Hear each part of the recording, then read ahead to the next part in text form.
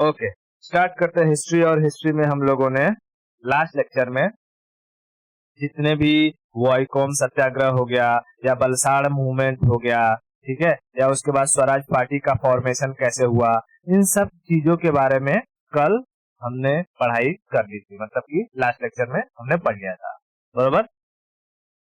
Okay, बता सकती है कि स्वराज पार्टी का गठन किसने किया था?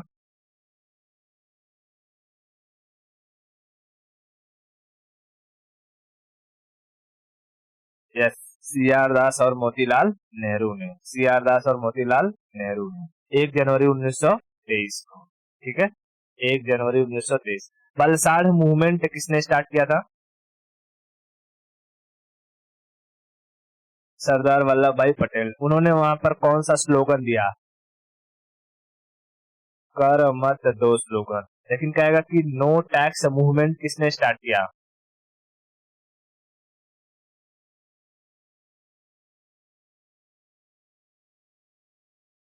क्या? स्वामी श्रद्धानंद।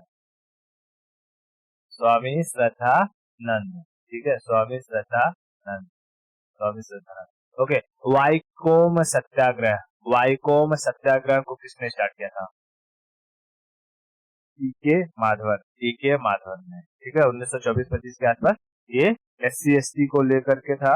SC ST के खिलाफ जो लोग उन्हें सताते थे, उनके अगेंस्ट ये सत्याग्रह चल रहा था वाइकोम। इसके बारे में हम लोगों ने डिटेल में देखे थे। अब हम चलते हैं और समझते हैं साइमन कमीशन के बारे में, ठीक है। साइमन कमीशन इंपॉर्टेंट है, तो ध्यान से समझना, स्टोरी बहुत बढ़िया है, मैं सब कुछ को डिटेल में बताऊंगा, ठीक है। साइमन कमीशन,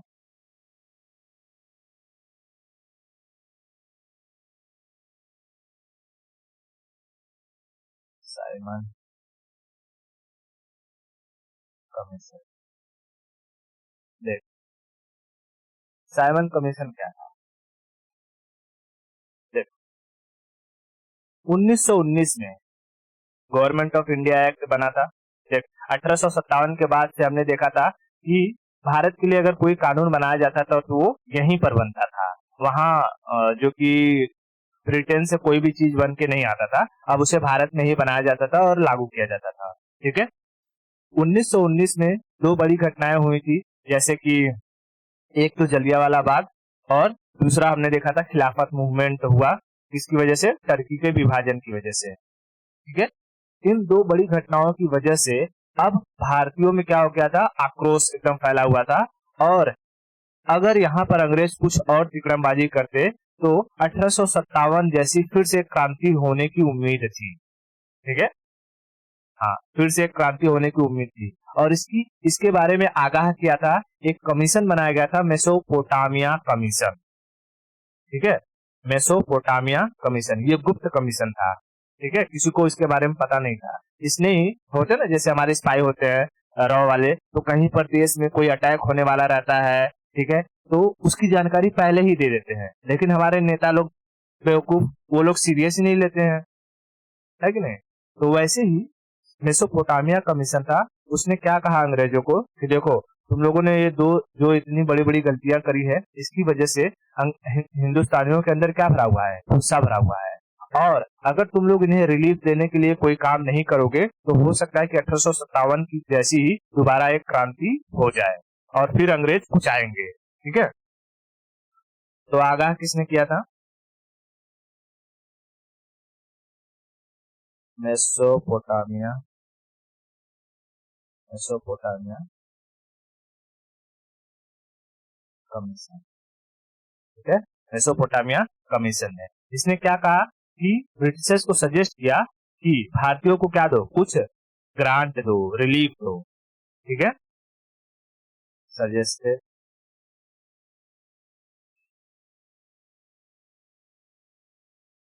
सजेस्टेड ब्रिटिश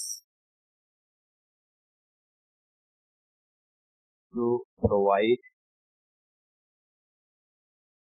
सम ग्रांट, ग्रांट आफ्टर 1919, ठीक है। 1919। अब देख 1919 में गवर्नमेंट ऑफ इंडिया एक्ट बनकर आया था, जैसे कि कैसे भारत में डेवलपमेंट किस तरीके से किया जाए। लेकिन 1919 का ये जो गवर्नमेंट ऑफ इंडिया एक्ट था तो फेल हो गया। क्यों? क्योंकि वहीं पर जलियांवाला बाग हो गया, फिर तुर्की का डिवीजन हो गया। तो वहां पर जो भी उन लोगों ने सोच कर रखा था कि हाँ ऐसे ऐसे होना चाहिए, लेकिन वो हो नहीं पाया। अब हर 10 साल बाद फिर से नियम कानून बनते। तो 1929 में, 1919 के बाद 10 साल कब होता? 1929। तो 1929 में भारत में चेंजिंग लाने के लिए फिर से एक कमीशन का गठन किया जा रहा था। लेकिन तब तक मेसोपोटामिया कमीशन ने क्या कहा कि भाई जल्दी करो, तुम लोग उतना टाइम करोगे तब तक हो सकता है कि 1857 जैसी क्रांति हो जाए। तो 1927 में ही 1927 में ही ब्रिटेन में जो पार्टी थी, मतलब लेबर पार्टी के जो नेता थे, जो पीएम थे, उसने वहां से कहा कि एक काम करो, जो कमीशन हम लोग 1929 में बनाने वाले हैं वो दो साल पहले ही भेज दो, 1927 में ही। और 1927 में वहां पर एक कमीशन का गठन कर दिया गया। कहाँ पे? इंग्लैंड में। ठीक है, इंग्लैंड में 1927 में एक मिनिस्टर थे सारे के सारे वहाँ जो ब्रिटेन के, वो लोग मिल करके एक कमेटी बनाए। जैसे हमारे भारत में कुछ करना होता है तो कमेटी बनती है कि नहीं बनती है? बनती है। तो 1927 में एक कमेटी का गठन किया गया जिसे कहा गया Indian statutory commission. Indian statutory commission. देख 1927 इंग्लैंड। इंग्लैंड एक कमीशन को बनाया गया जिसका नाम क्या था? Indian statutory statutory commission. Commission commission इस इस इंडियन स्टेटूटरी कमीशन में कुल 7 अंग्रेज थे। मतलब कि मेंबर कितने थे? 7 मेंबर थे, 7। और ये सातों के सातों क्या थे? अंग्रेज थे, ब्रिटिश थे। ठीक है, सातों के सातों ब्रिटिश थे। और इसमें जो लीडर था, लीडर उसका नाम था जॉन साइमन। इसका हेड कौन था? हेड था जॉन साइमन। हेड था जॉन साइमन। ठीक है, जॉन साइमन। और यही जॉन साइमन के नेतृत्व में जब ये इंडियन स्टेटूटरी कमीशन भारत आया तो इसे कहा गया साइमन कमीशन। ठीक है, हाँ। तो कहेगा कि साइमन कमीशन का पूरा नाम क्या था? Indian statutory commission. Indian statutory commission. अब देख 1927 में इंडियन स्टेटूटरी कमीशन को कहाँ बनाया गया? इंग्लैंड में। और ये सारे के सारे मेंबर भारत में आए। तो भारत में 1927 में बना, तो 1927 में तो आ नहीं जाएंगे। ये लोग भारत में आते हैं 1928 में। ठीक है, भारत में कब आते हैं? 1928 में। और जब 1928 में भारत में आते हैं तो भारतीय लोग समझ देखते हैं कि साला ऐसा कमिटी बनाया है जिसमें सारे के सारे अंग्रेज हैं, और सारे अंग्रेज मिलके भारतीयों के पक्ष में कोई फैसला करेंगे कि 1919 में क्या घटना हुई, फिर उसको कैसे सुधारा जाए। साला तुम तो अपने ही हिसाब से सारा का सारा नियम कानून बनाओगे। तब भारतीयों ने इस साइमन कमीशन का विरोध चालू करना शुरू कर दिया। बात समझ में आई? भारतीयों ने क्या कर दिया? इस साइमन कमीशन का विरोध चालू करना शुरू कर दिया। क्यों? क्योंकि इसमें कोई भी इंडियन मेंबर नहीं था। कोई भी इंडियन मेंबर नहीं था। बात समझ में आया? तो बता, साइमन कमीशन भारत कब आया? Came to India 1920। इसमें सातों ब्रिटिश थे, इसलिए इसे श्वेत कमीशन कहा गया। श्वेत यानी व्हाइट कमीशन। ठीक है, सारे के सारे गोरे लोग थे ना, इसलिए इन्हें क्या कहा गया? श्वेत कमीशन या व्हाइट कमीशन। व्हाइट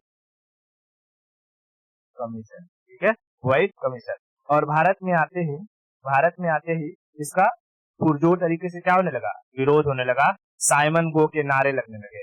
तो जब भी कभी किसी कम्युनिटी का विरोध करना होता है या किसी के खिलाफ प्रदर्शन करना होता है तो लोग ना उनको काला झंडा दिखाते हैं। जैसे तेरे गांव में अगर मोदी जी गए और मोदी जी के सामने तूने काला झंडा दिखाया ना, तो सब मोदी जी क्या समझ जाएंगे, ये लोग मेरा विरोध कर रहे हैं, ठीक है, ये लोग मेरा विरोध कर रहे हैं। तो सारे के सारे लोग साइमन कमीशन को क्या दिखाने लगे, काला झंडा, और नारा चलने लगा, Simon go back, Simon go back, ठीक है।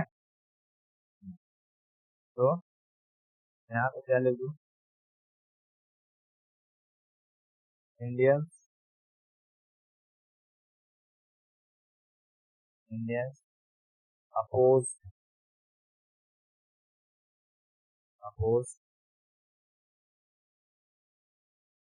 साइमन कमीशन, और स्लोगन क्या दिया, Simon go back, Simon go back, ठीक है, साइमन गो बैक। कितना समझ में आया? ये था जॉन साइमन, ठीक है, जॉन साइमन, ये बंदा था जॉन साइमन। अब देख, इस जो 7 मेंबर थे इसमें तो एक लीडर हो गया जॉन साइमन, और इसी जॉन साइमन के साथ आया था क्लीमेंट एटली, ठीक है। जॉन साइमन के जो 7 मेंबर बनाए गए थे, मतलब कि साइमन कमीशन में जो 7 मेंबर थे इसमें तो एक जॉन साइमन था, ठीक है, जॉन साइमन था, हेड था, और इसी के साथ आया था क्लीमेंट एटली, और यही क्लीमेंट एटली बाद में जाकर के यूके का क्या बनेगा, प्रधानमंत्री। क्लीमेंट एटली के बारे में कल बताया था कि नहीं? हाँ, ठीक है। तो इसमें याद रखना कि साइमन कमीशन में एक मेंबर बन के आया था कौन, क्लीमेंट एटली, ठीक है, Clement Attlee, Clement Attlee was the Clement Attlee was the member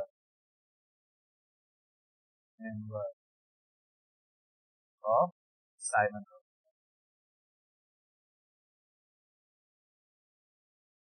Simon, ठीक है, साइमन, इतना समझ में आया? क्लीमेंट, ये बंदा था क्लीमेंट, तो याद रखना इम्पोर्टेंट रोल रहता है, बाद में जाकर के प्रधानमंत्री वगैरह बनता है, तो काफी बार इसका जिक्र आता है, ठीक है, जैसा क्लीमेंट। अब देख, अब भारत में आएंगे तो भारत में पहले से ही इंग्लैंड का एक रिप्रेजेंटेटिव रहेगा कि नहीं भारत में, जो उनके आने की व्यवस्था वगैरह करेगा, ठीक है, रहेगा, बहुत बढ़िया। देख इसको समझ, जैसे मैं यहाँ समझता हूँ, तुझे पता है कि उस वक्त, अब भारत में बता क्या गवर्नर जनरल रहेगा या वॉइस रॉय रहेगा?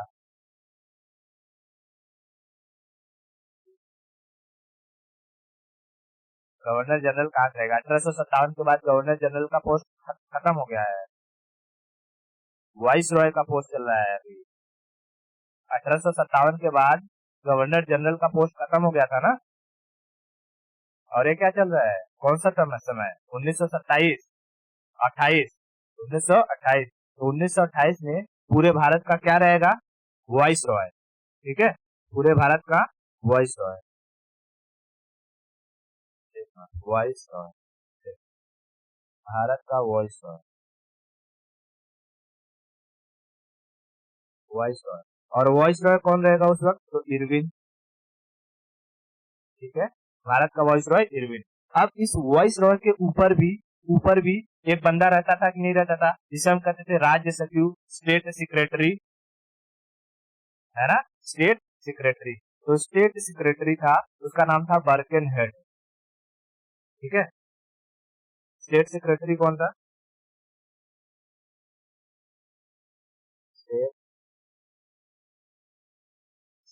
सेक्रेटरी, स्टेट सेक्रेटरी का बर्कन है, बर्कन हेड, बर्कन हेड। अब यही दोनों मिल करके, इरविन और बर्कन हेड दोनों मिल करके साइमन का स्वागत वागत किए थे। लेकिन बर्कन हेड और इरविन को इस बात का अंदाजा नहीं था कि यहाँ के लोग क्या कर देंगे, साइमन का विरोध कर देंगे, साइमन का विरोध कर देंगे। अब जैसे साइमन का विरोध करके मतलब कि साइमन आया यहाँ दिल्ली में बैठा, बर्कन हेड वगैरह बैठे हुए थे, इरविन बैठे हुए थे, और दिल्ली के बाहर क्या चला था, प्रोटेस्ट चला था, साइमन गो बैक के बाद नारे लग रहे थे। तब से के कुछ लोग काला झंडा लेकर के कहाँ पहुंच गए, दिल्ली के अंदर घुस गए, और साइमन जहाँ बैठा हुआ था उसके मुंह में काला झंडा ठूस दिए। ठीक है, वो बोल रहा था, oh what are you doing, what are you doing, ले काला झंडा उसके मुंह में ठूस दिए। और जैसे ही देखा कि साइमन के मुंह में काला झंडा ठूसा गया है, इरविन उछल के भाग गया वहां से। बोला आप जो कि ये साइमन है, अब ये सेक्रेटरी को गरियाएगा, और सेक्रेटरी गाली सुनेगा फिर मुझे गरियाएगा, इसलिए इरविन वहां से भाग गया। और यहाँ पे साइमन बुलाया बर्कनेट को कि क्या है तुम लोग का ये, कैसा व्यवस्था की हो तुम लोग अपने गुलाम देश में, जो कि वहां से आए हम लोगों का ये जो कि स्वागत नहीं कर सकते हो ठीक से, यहाँ के लोगों को कंट्रोल नहीं कर सकते हो, क्या पूरा का पूरा देश चलाएगा तुम लोग, अभी रुको तुम लोग का पूरा खटिया खड़ा करता हूँ। बर्कनेट कहता है यार ये तो बहुत गड़बड़ हो गया। अब जैसे ही ये इंसिडेंट हुआ, बर्कन हेड ने ऑर्डर दिया कि एक काम करो, जितने प्रोटेस्टर हैं उनके ऊपर लाठीचार्ज कर दो। ठीक है, उनके ऊपर क्या करो, लाठीचार्ज कर दो। और उस वक्त पंजाब के एरिया से सबसे ज्यादा जो बड़े लीडर थे वो थे लाला लाजपत राय, लाला लाजपत राय। और लाला लाजपत राय के ऊपर अब उसने जो एक पुलिस का हेड था उसका नाम था सॉन्डर्स, ठीक है सॉन्डर्स, उसने इतना लाठी मार दिया कि लाला लाजपत राय की क्या होगी, कुछ दिन बाद मतलब उनका कंडीशन सीरियस हो गया, और कुछ दिन बाद जाकर के उनकी मृत्यु हो जाती है। अब जैसे ही लाला लाजपत राय को वो लाठी मारते हैं, तो लाला लाजपत राय कहते हैं कि देखो अंग्रेज तुम लोगों ने बड़ी गलती कर दी है, मेरी पीठ पर पड़ी एक एक लाठी, मेरे पीठ पर पड़ी एक एक लाठी तुम्हारे ताबूत पर बने एक एक कील के बराबर है। और ये जो लाठी तुमने लास्ट में मारी है, मतलब कि अभी साइमन गो बैक के टाइम में, ये ताबूत की आखिरी कील साबित होगी। उन्होंने ऐसा क्यों कहा, इसके बारे में समझ, ताबूत की आखिरी कील साबित होगी, उन्होंने ऐसा क्यों कहा। जैसे जब कोई अंग्रेज मरता है तो उसको ऐसे वाले ताबूत में लिटाया जाता है ना, कॉफिन में, कॉफिन में ऐसे लिटाया जाता है। तो कॉफिन में क्या होता है कि अंदर से बढ़िया ये अंग्रेज इसको लिटा करके फिर ऊपर से क्या किया जाता है, उसको पटरा उटरा डाल के इसे, और उसपे कील मारी जाती है, ढकी जाती है। ठीक है, ढकी जाती है। मान ले कि यहाँ एक कील मारा, दो कील मारा, तीन चार पांच छह, ठीक है, ये 6 कील मारना है। मान ले कि अब तक उसने 5 ही कील मारा है, और कोई इंसान आया उसका रिलेटिव, तो वो कॉफिन खोल के उसे उसका चेहरा दिखा सकते हैं। लेकिन अगर उन लोगों ने छठवां कील मार दिया, छठवां कील मार दिया, तो कोई भी इंसान आए अब उस कॉफिन को वापस खोला नहीं जा सकता। ठीक है, तो वही लाला लाजपत राय ने कहा, तुमने मेरे ऊपर जो लाठी चलाई है, वो एक एक लाठी तुम्हारे कॉफिन की वो आखिरी कील साबित होगी, यानी अब अंग्रेजों तुम्हें इस देश से उखाड़ करके क्या कर दिया जाएगा, फेंक दिया जाएगा। ठीक है, अब तुम्हें इस देश से उखाड़ के फेंक दिया जाएगा। तो धीरे धीरे वो सपना जो पूरा होता है वो 1947 में जाकर पूरा होता है। 1947 में 1927-28 में हुई ये घटना, ठीक है, 20 साल बाद जाकर के पूरी होती है उनकी ये जो बात कही गई थी। ठीक है, और 20 साल बाद जाकर के अंग्रेज भारत छोड़ के क्या चले चले जाते हैं, यहाँ से अपने अपने घर चले जाते हैं। ठीक है, इतना स्टोरी समझ में आया। तो देख मैं यहाँ पर लिख रहा हूँ, भारत का जब साइमन भारत आया था तो भारत में स्टेट सेक्रेटरी कौन था, बर्कन है। ठीक है, बर्कन है, यहाँ चीज याद रखना, स्टेट सेक्रेटरी, स्टेट सेक्रेटरी का बर्कन है, बर्कन है। और वॉइस राय कौन था?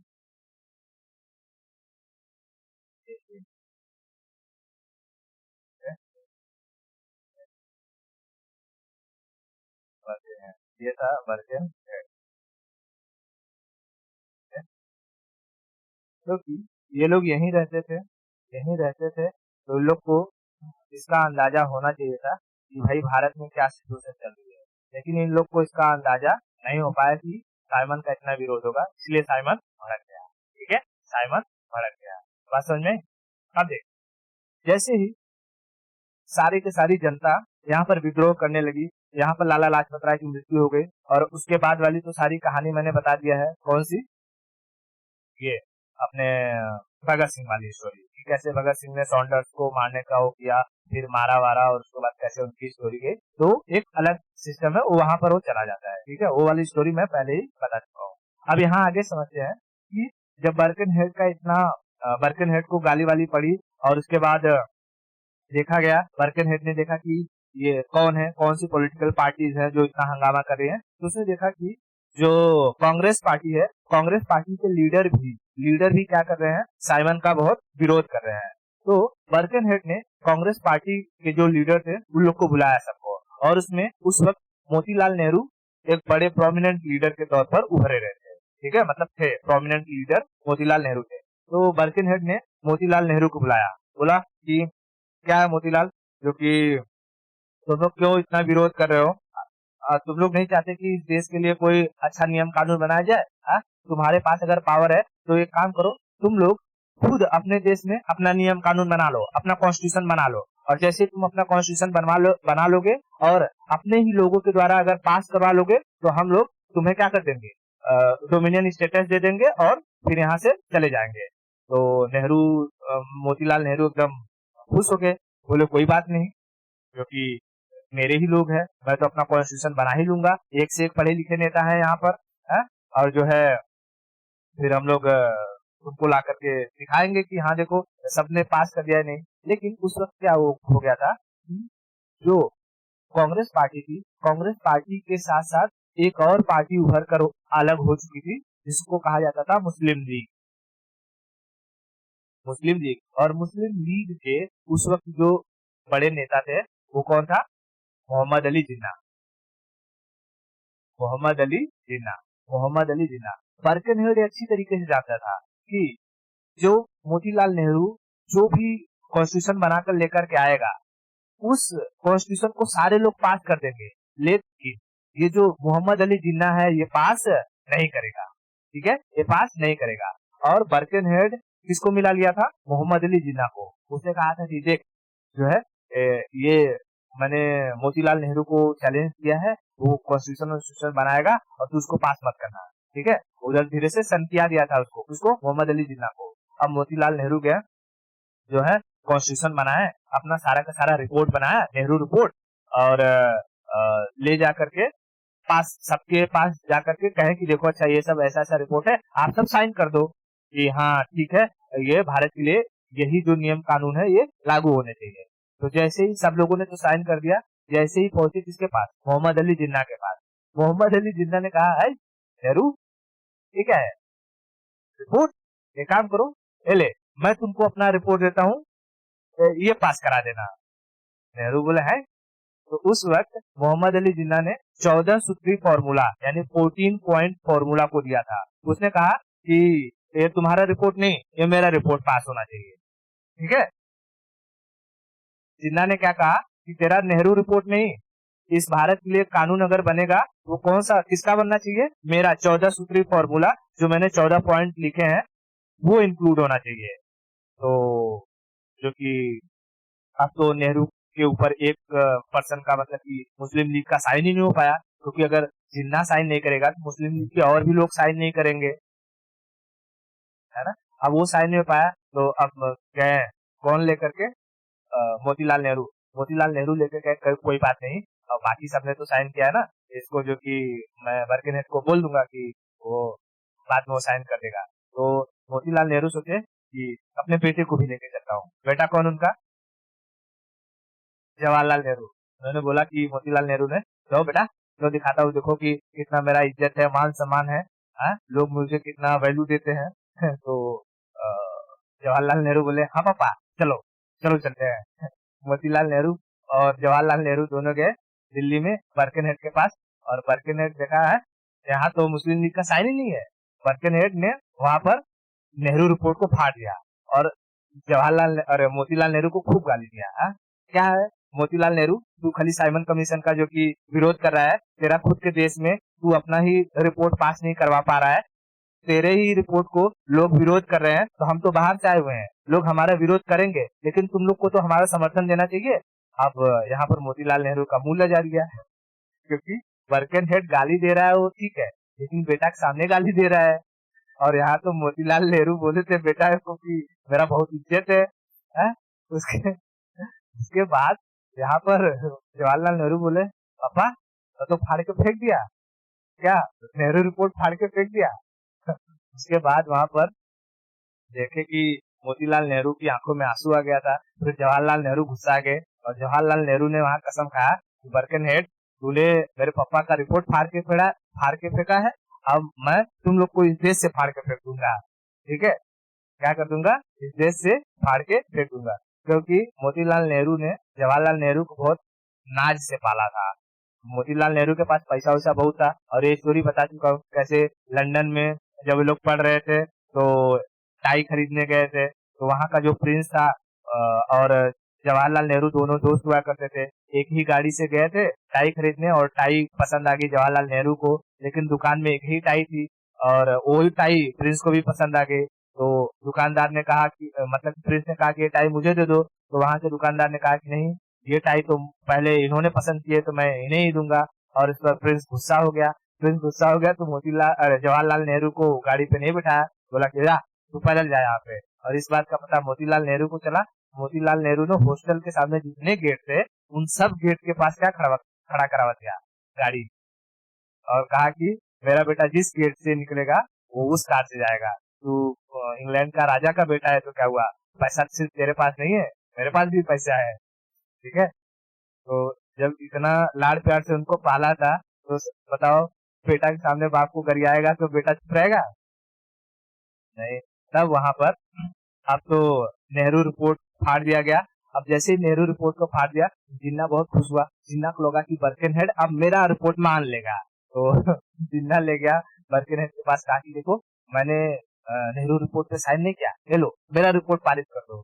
तो बर्कनहेड कहा पगला कहीं का, जब मैं नेहरू का बात नहीं माना तो तेरा बात मानूंगा। तो उसको भी मार के भगा दिया। बोला कि मेरा तो काम ही यही है, तुम लोग को लड़ाऊं कुटवाऊं और फिर दोनों को खुश करूं। हाँ, मार दिया, आओ आओ। ठीक है, तो वहां पर उसका भी रिपोर्ट, जिन्ना का भी रिपोर्ट क्या हो गया, खारिज हो गया। ठीक है, फाड़ के फेंक दिया। और 1900 1935 में 1935 में साइमन कमीशन के द्वारा जो सजेशन वगैरह, मतलब कि 1928 में जो साइमन कमीशन आया था उसने जो भी रिपोर्ट बनाई थी, जो भी चीजों को नियम कानून लाए थे, उसे 1935 गवर्नमेंट ऑफ इंडिया एक्ट 1935 के तहत क्या किया गया, पारित किया गया। और उसी गवर्नमेंट ऑफ इंडिया एक्ट 1935 में जितने भी नियम कानून है उसका 80% नियम कानून हमारे कॉन्स्टिट्यूशन में है। ठीक है, 80% नियम कानून हम वहीं से उठाए हैं, गवर्नमेंट ऑफ इंडिया एक्ट 1935 से। बात समझ में आया? कितना स्टोरी क्लियर है बता। साइमन कमीशन साइमन कमीशन के अगेंस्ट में कांग्रेस ने कौन सा रिपोर्ट पेश किया था? नेहरू रिपोर्ट। ठीक है, मैं यहाँ ले लूं।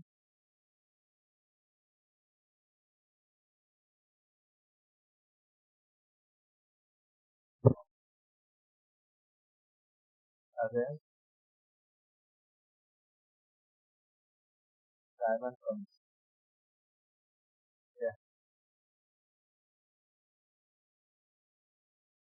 Congress submitted Nehru report. Nehru report क्या ये पास हुआ? पास नहीं हुआ। जिन्ना ने क्या दिया था?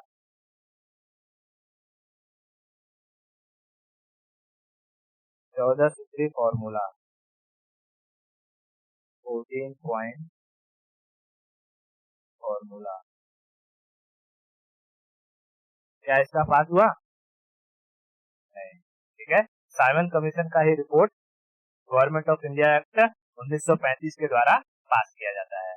ठीक है, 1935 के द्वारा पास किया जाता है। इतना बात समझ में आया? 1935, यही गवर्नमेंट ऑफ इंडिया एक्ट 1935।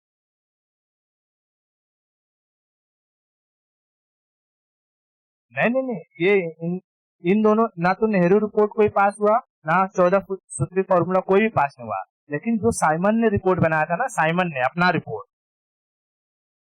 जिसको लोग पास नहीं होने दे रहे थे, जिसको लोग विरोध कर रहे थे, ठीक है, उसे पास किया गया गवर्नमेंट ऑफ इंडिया एक्ट 1935। ठीक है, क्योंकि देख 1919 में एक गवर्नमेंट ऑफ इंडिया एक्ट आएगा, फिर हर 10 साल बाद आना था 1929 में, लेकिन आया कब? 1928 में। ठीक है, 1928 में। अब अगर तू देखेगी तो यहाँ से 1938 में जाना चाहिए, लेकिन पास हुआ कब? 1935 में।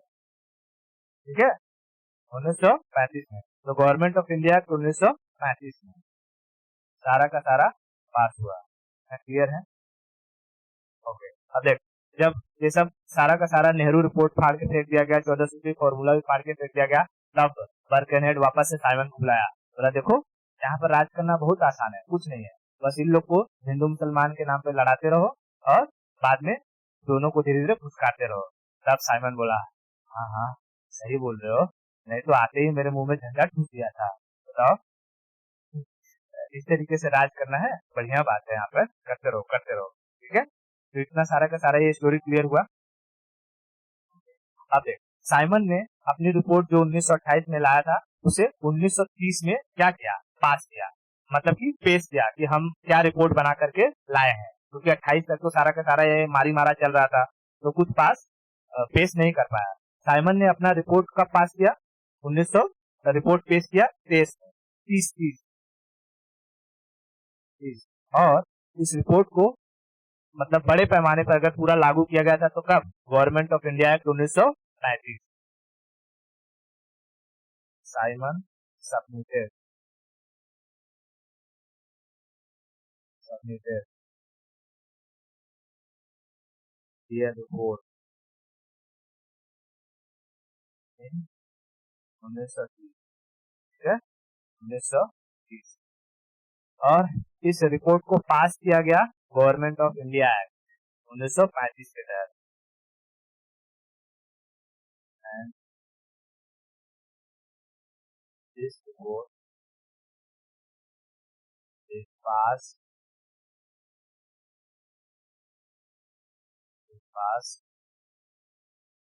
इन 1935 government of India act,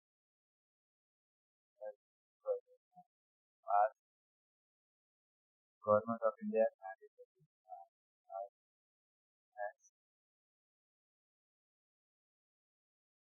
government of India act 1935। भाषण में गवर्नमेंट ऑफ इंडिया एक्ट 1935, और हमारे कॉन्स्टिट्यूशन का 80% हिस्सा कहाँ से लिया गया है? Government of India act 1935। इसीलिए कभी कोई पूछता है कि इंडियन कॉन्स्टिट्यूशन का ब्लू प्रिंट किसे कहते हैं? इंडियन कॉन्स्टिट्यूशन का ब्लू प्रिंट किसे कहते हैं? तो गवर्नमेंट ऑफ इंडिया एक्ट 1935 को। ठीक है, ब्लू प्रिंट ऑफ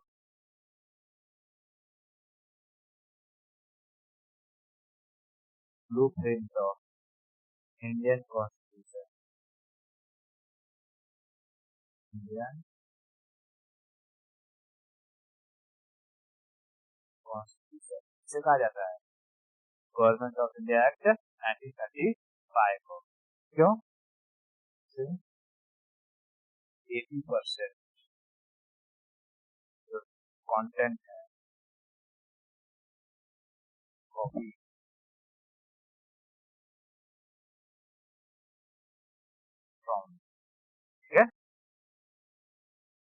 क्लियर हुआ? ओके। अब देख, नेहरू के सामने, मतलब जवाहरलाल नेहरू के सामने उनके पापा की बेइज्जती हो गई है, और उन्होंने वहां कसम खाई कि हमें क्या करना है, इन लोग को यहाँ से उखाड़ फेंकना है। तो मोतीलाल नेहरू ने जो रिपोर्ट सबमिट की थी, उनमें उनका एक प्रोमिनेंट मांग था डोमिनियन स्टेटस का। ठीक है, उनमें उनका सबसे बड़ा मांग क्या था? Dominion status. डिमांड था डोमिनियन स्टेटस का, डोमिनियन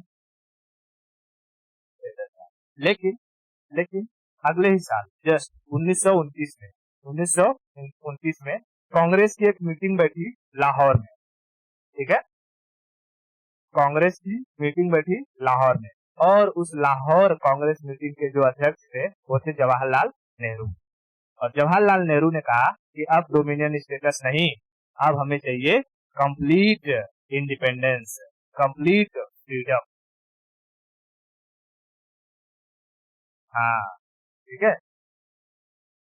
पूर्ण स्वतंत्रता चाहिए, पूर्ण स्वतंत्रता। तो कौन सा? लाहौर से था, लाहौर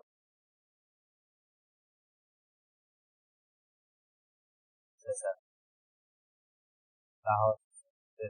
कब हुआ है लाहौर सेशन? 1929 में। लीडर कौन थे?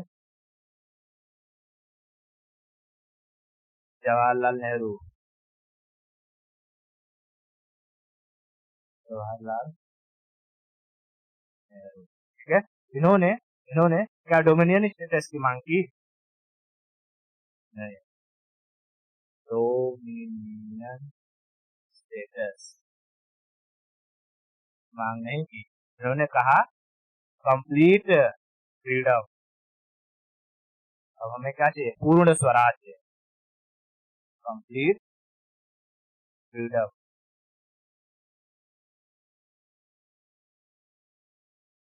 फ्रीडम हमें चाहिए, पूर्ण स्वराज, स्वराज। ठीक है, पूर्ण स्वराज, पूर्ण स्वराज। और उन्होंने कहा कि अब से ये जो सेशन जो दिसंबर में हो रहा है, इसे दिसंबर में नहीं, अब से इसे जनवरी में किया जाएगा। और आने वाली, देख 1929 में उन्होंने घोषणा किया रावी नदी के किनारे। ठीक है, रावी नदी के किनारे 1929 में ये लाहौर सेशन हुआ, और उन्होंने कहा कि देखो देखो आने वाली आगामी 26 जनवरी, आने वाली आगामी 26 जनवरी, आने वाला आगामी 26 जनवरी कब हो जाएगा? 1930 को, 1930 को अब हम लोग अपना स्वाधीनता दिवस मनाएंगे। ठीक है, हम क्या करेंगे? अपना स्वाधीनता दिवस मनाएंगे, यानी अंग्रेजों को यहाँ से मार भगाएंगे। ठीक है, अंग्रेजों को यहाँ से मार भगाएंगे। लेकिन बर्किनहेड ये सब सुन रहा था। बर्किन ने बोला ऐसे कैसे ये लोग फ्रीडम ले लेंगे? हा? मैं देखता हूँ ऐसे ले लेते हैं फ्रीडम। तो नेहरू ने तो सबको कहा कि 26 जनवरी 1930 को हम लोग क्या मनाएंगे? अपना स्वाधीनता दिवस, कि अब हम अंग्रेजों के अधीन नहीं, स्वयं के अधीन है। ठीक है, सेल्फ डिपेंडेंट, सेल्फ डिपेंडेंट, स्वयं के अधीन है। ठीक है, लेकिन जैसे ही 26 जनवरी आया 1930, 26 जनवरी 1930 को जो कि इंडिपेंडेंस मिला ही नहीं, मतलब इंडिपेंडेंस मिला ही नहीं, स्वतंत्रता मिली ही नहीं। ठीक है, तो नेहरू ने कहा कोई बात नहीं, इस 26 जनवरी नहीं, अगले 26 जनवरी को हम लोग क्या हो जाएंगे? स्वतंत्र हो जाएंगे। तो अगला 26 जनवरी कब? 26 जनवरी 1931, 31 में भी नहीं मिला। फिर नेहरू ने कहा कोई बात नहीं, अगली 26 जनवरी को हम लोग क्या हो जाएंगे? स्वतंत्र हो जाएंगे। ठीक है, अगले 26 जनवरी को हम लोग स्वतंत्र हो जाएंगे। और अगला अगला अगला अगला करते करते हमें इंडिपेंडेंस कब मिलती है? 15 अगस्त 1947 को मिलती है। ठीक है, 15 अगस्त 1947 को। तो देख, लाहौर सेशन में जवाहरलाल नेहरू ने किसकी मांग करी थी? कंप्लीट फ्रीडम या इंडिपेंडेंस की मांग। हम क्या कर सकते हैं? इंडिपेंडेंस, स्वतंत्रता, इंडिपेंडेंस। ठीक है, पूर्ण स्वराज या पूर्ण स्वतंत्रता की मांग कर दी, मांग कर दी। और यहाँ पर इन्होंने क्या कहा कि ये जो सेशन दिसंबर में हो रहा है वो अब कब से कब होगा, जनवरी में। सेशन टाइम चेंज कर दिया, चेंज दिसंबर टू जनवरी, ठीक है, दिसंबर टू जनवरी, दिसंबर टू जनवरी। और इन्होंने कहा कि आने वाली 26 जनवरी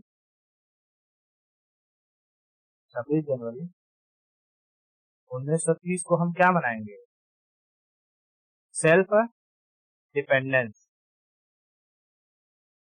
declared as self dependence, dependence, dependence.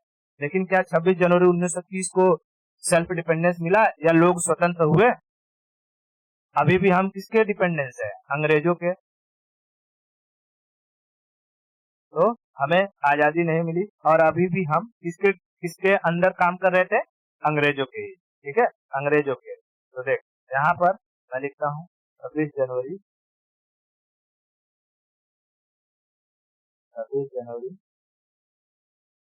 1930 क्या मनाना था, self dependence day, dependence day, ठीक है, सेल्फ डिपेंडेंस डे, ठीक है, सेल्फ डिपेंडेंस डे।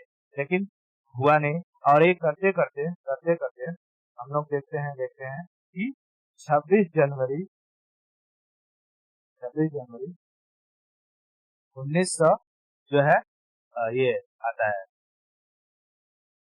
47, ठीक है, 26 जनवरी 1947 मतलब कि 1947। यहाँ भी देखा गया कि हमको क्या मनाना है, मतलब कि हमको स्वतंत्रता मिल जाएगी, लेकिन यहाँ भी स्वतंत्रता नहीं मिली, ठीक है, 26 जनवरी 1947 को भी स्वतंत्रता नहीं मिली। फिर उन्होंने कहा कि कोई बात नहीं, अगले 26 जनवरी यानी 26 जनवरी 1948 को क्या होगी, हमें स्वतंत्रता मिल जाएगी। लेकिन 26 जनवरी जैसे ही 1947 गया तो आने वाला 15 अगस्त को हमको क्या मिल गई, इंडिपेंडेंस मिल गया, यानी 15 अगस्त 1947 को हमें आजादी मिल गई, इंडिपेंडेंस। अब जो कि नेहरू जो इतने साल से 26 जनवरी वाला दिन तारीख तय करके रखे थे, अब तो उनका कोई महत्व ही नहीं रह गया। बोला कि साला हमको 26 जनवरी को मिला नहीं, हम तो 15 अगस्त को ही जो कि इंडिपेंडेंस हो गए। अगर ऐसा कुछ रहेगा तो मेरा ये 26 जनवरी को जो मैं लोगों से बोलता आ रहा था उसकी कोई वैल्यू ही नहीं रह जाएगी, ठीक है, उसकी कोई वैल्यू नहीं रह जाएगी। तब ये गए किसके पास, B.R. अम्बेडकर के पास, उनसे पूछे कि देखिए ऐसी ऐसी सिचुएशन है और कुछ कीजिए। तो उन्होंने कहा ये काम करते हैं, आप रुक जाइए, अभी हम लोग का क्या बन रहा है, कॉन्स्टिट्यूशन तैयार हो रहा है, तो जैसे कॉन्स्टिट्यूशन तैयार हो जाएगा उसके बाद हम आपको बताते हैं कि इसका क्या करना है। तो कॉन्स्टिट्यूशन बन रहा था। अब देख कॉन्स्टिट्यूशन बन के तैयार कब हो गया, कॉन्स्टिट्यूशन बन के तैयार हो गया, एक साल रुक गया। अब जैसे यहाँ से एक साल जाएंगे तो बचेगा 26 जनवरी 1949 और यहाँ जाएंगे तो आएगा 26 जनवरी 1950, ठीक है। अब हमारा जो कॉन्स्टिट्यूशन था वो बन के तैयार हो गया यहाँ 26 नवंबर 1949 को, ठीक है, 26 नवंबर 1949 को। अब बड़ी समस्या कि भाई यहाँ तो जवाहरलाल नेहरू का कोई भी काम नहीं आ रहा है, इंडिपेंडेंस के लिए कहा तो 15 अगस्त को मिल गया, कॉन्स्टिट्यूशन बनने के लिए रेडी हुआ तो 26 नवंबर को ही बन गया। तब जवाहरलाल नेहरू ने कहा कि देखिए अम्बेडकर साहब एक काम कीजिए, ये 26 नवंबर को तो बन गया है, अगर आप 26 नवंबर को ही पूरा कॉन्स्टिट्यूशन लागू कर देंगे तो मेरे डेट की वैल्यू हो जाएगी खत्म।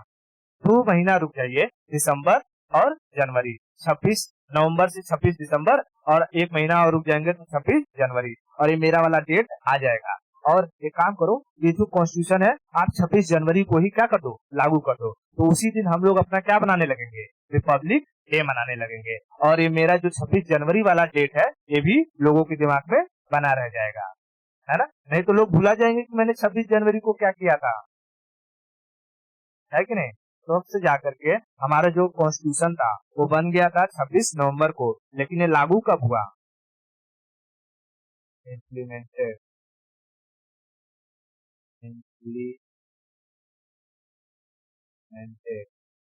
26 जनवरी 1950 को, ठीक है। और इस दिन हम लोग क्या हो गए, हम लोगों ने अपना पहला राष्ट्रपति चुना और हम हो गए इस कॉन्स्टिट्यूशन के अधीन, ठीक है। जहाँ पहले हमें किसके अधीन होना था, अपने अधीन स्वयं के अधीन होना था, लेकिन अब हम इस कॉन्स्टिट्यूशन के अधीन हो गए। देश किसके हिसाब से चलेगा, कॉन्स्टिट्यूशन के हिसाब से चलेगा। और हमने मनाया अपना पहला रिपब्लिक डे,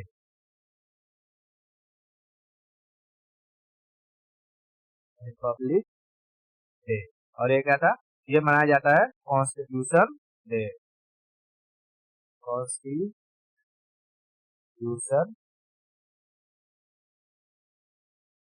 डे। बात समझ में आई? और इस तरीके से नेहरू का जो ये 26 जनवरी वाला कंसेप्ट था ये भी रह गया और लोग उनके इस बात को भी जानते रह गए। तो समझ में आया कि 26 जनवरी को ही रिपब्लिक डे क्यों मनाया जाता है। हाँ, ये सारी की सारी स्टोरी थी 26 जनवरी को हमने अपना पहला प्रधानमंत्री बोलो राष्ट्रपति राजेंद्र प्रसाद को चुना और देश किसके अधीन हो गया, कॉन्स्टिट्यूशन के अधीन। इतना क्लियर हो गया, ओके ठीक है। आज के लिए इतना रखते हैं, बाकी की स्टोरी हम लोग नेक्स्ट टाइम करेंगे, ठीक है।